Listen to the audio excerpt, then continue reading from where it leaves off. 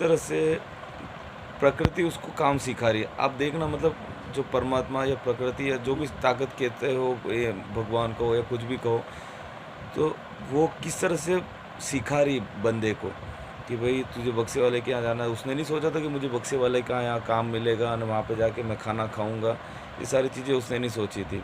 तो उस बक्से वाले पे के यहाँ पे उसने काम किया, थोड़े दिन काम किया, 2 दिन, 4 दिन, 5 दिन, महीना भर, 2 महीना, जब तक उसका जमा तब तक चलता रहा।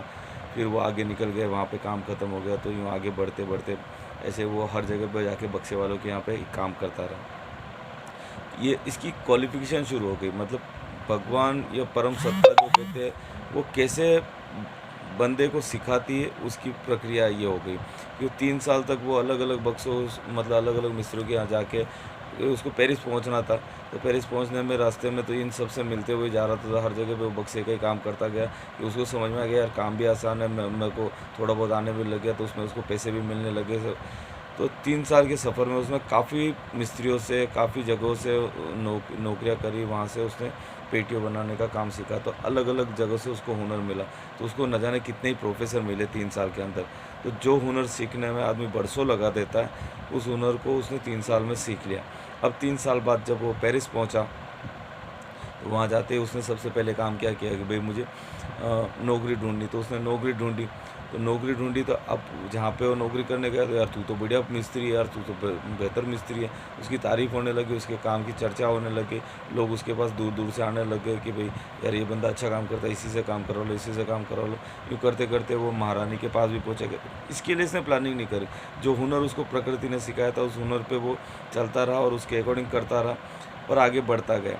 तो इस हुनर की बदौलत वो आदमी आगे बढ़ा। तो कुल मिला के इस पूरी स्टोरी का सार ये है कि परमात्मा हमें गाइड करता है और उसको गाइड करने का तरीका ये है कि वो एक बड़ी मुसीबत देगा जो अपने से ताकतवर होगी। तो उस मुसीबत अगर इतनी बड़ी मुसीबत आपके सामने, तो उस मुसीबत की तरफ नहीं जाना, उस मुसीबत से दूर जाना। बस यही उसका गाइडेंस है और इसी तरीके से आप चलते चलो। वो आपको सिखाएगा भी आपको किस लाइन में जाना है, तो लाइन बताने वाला भी हो कि बक्से का काम करेगा या किसी और चीज़ का काम करेगा। ये सारी चीज़ें आपको परमात्मा ही गाइड करेगा। तो मेरे ख़्याल से ये स्टोरी आपको अच्छी लगी होगी, कुछ समझ में आ गया होगा। अगर इसके बारे में और कुछ डिटेल अगर कुछ छूट गया हो या आपको कुछ समझ में नहीं आया, तो आप मुझे कमेंट्स में पूछ सकते हो। ब मैं आपको उसका जवाब भी दूँगा। देखो परफ़ेक्ट आदमी आपको ही पता, मैं परफ़ेक्ट आदमी तो हूँ ही नहीं कि भई मैं कोई स्पीकर हूँ जो मैं पूरी बहुत एकदम सिस्टमैटिक तरीके से कुछ मैंने सीखा उसको, और मैंने ये स्टोरी कहीं से सुनी, उस स्टोरी को सुन के मैं आपको अपनी लैंग्वेज में इस स्टोरी को बता रहा हूँ। मेरा मोटिव यही है कि भई मुसीबतों से जो आजकल आदमी भागते हैं, तो उन मुसीबतों से भागो मत। वो उस परम सत्ता, परम ताकत की उँगली पकड़ने का तरीका है। वो बता रहा है कि आपको ऐसे यहाँ नहीं जाना, यहाँ जाना है, यहाँ ऐसे चलना है, ये काम सीखना और ये काम करना है। तो आप उसकी मर्ज़ी से चलोगे तो आप हमेशा लाइफ़ में सफल ही बनोगे। आपको कोई हिला नहीं सकता।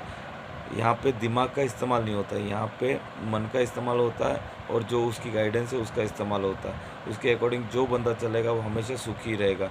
जैसे कि ये अब छोटा-सा एक एग्ज़ाम्पल दे देता हूँ कि आपके पास जितनी भी चीज़ें अवेलेबल है जो आपको खुशी देती है, जो आपकी लाइफ़ में, जैसे आपके माँ-बाप हो गए, बीवी-बच्चे हो गए, परिवार हो गया, या जो भी चीज़ आपके पास परमानेंटली है और वो आपको हमेशा खुशी देती है, तो उसके लिए आपने कभी दिमाग का इस्तेमाल नहीं किया, वो सब ऑटोमेटिक आपको मिला हुआ।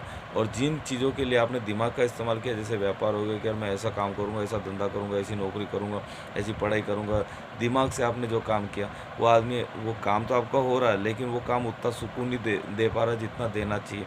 मतलब उस काम में आपको तसल्ली नहीं। हम लोग यही कहते हैं यार बचपन के दिन अच्छे थे, बुढ़ापे के दिन, हम तो इन दिनों में मज़ा नहीं आ रहा है, लाइफ उस ज़माने में अच्छी थी। तो लाइफ कभी अच्छी नहीं थी, क्योंकि हम सब चीज़ें भूल चुके हैं। इसी तरह की सीरीज़ में और लाता रहूँगा। आप इसमें भी मुझे कमेंट भेजते रहना।